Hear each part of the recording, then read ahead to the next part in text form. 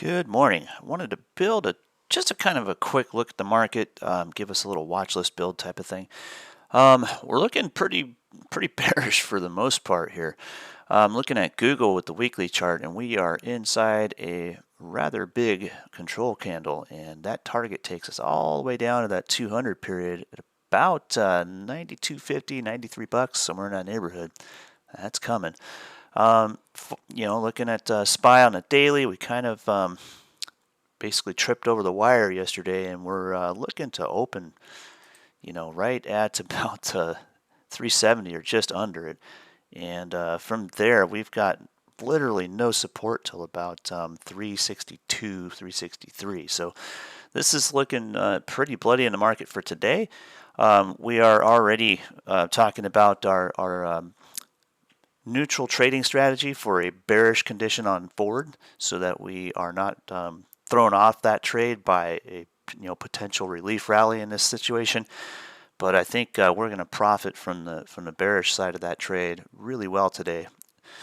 And looking at Google, let's kind of drill down on that one a little bit. Daily chart, we broke out of that range, breaking down pretty nicely, and we just got to look left to find the control zones, and here is the one that's concerning. Let's look back a little bit here. Give me 1 second. Okay, so we're looking at just one area that I'm going to mark, and then we'll look left at it.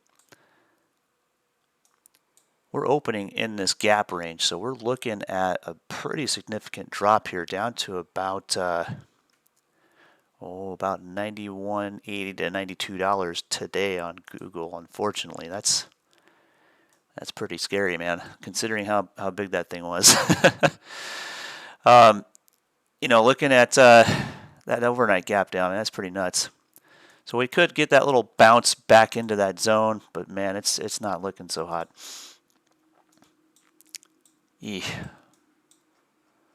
bears are taking over the market. So, long story short, we're bearish all over the place. Even looking at your junk bond ETF, HYG, that's kind of not necessarily a good way to be a canary in a coal mine, so to speak. We like to look at SPY for that. But looking at these high yield corporate bonds, man, they are looking pretty bleak.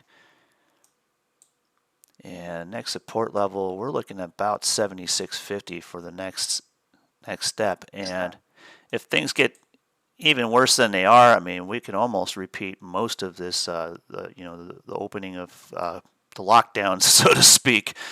I don't think we'll hit 60 bucks, but we'll get pretty darn close, probably around 65 bucks by the time this is over and done with. Just setting up for another move.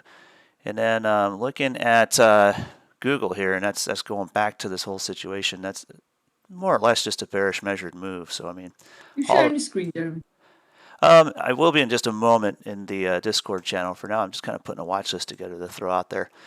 But essentially, we've been trading pretty bearish lately, and it's working out great because we're able to do it with a neutral strategy and just be able to keep risk as minimized as possible, and being able to walk down through some stuff that just really is doing well for us, especially with teaching new traders how to get into the market, cut their teeth on options trading, and then be able to take advantage of these rapid price movements that we're going to see quite frequently for the next, probably the next few weeks.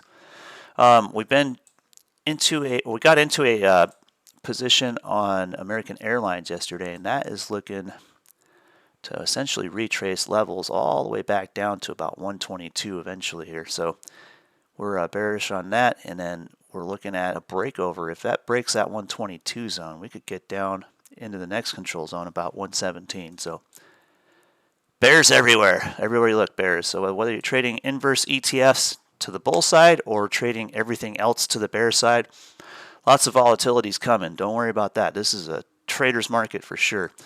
In the meantime, we'll teach these option strategies, and then when this finally does bounce, when the economy rallies back, or whatever you want to call it, we'll be prepared to make some even better trades. So we'll get this rolling, and hopefully stay in touch. See you guys.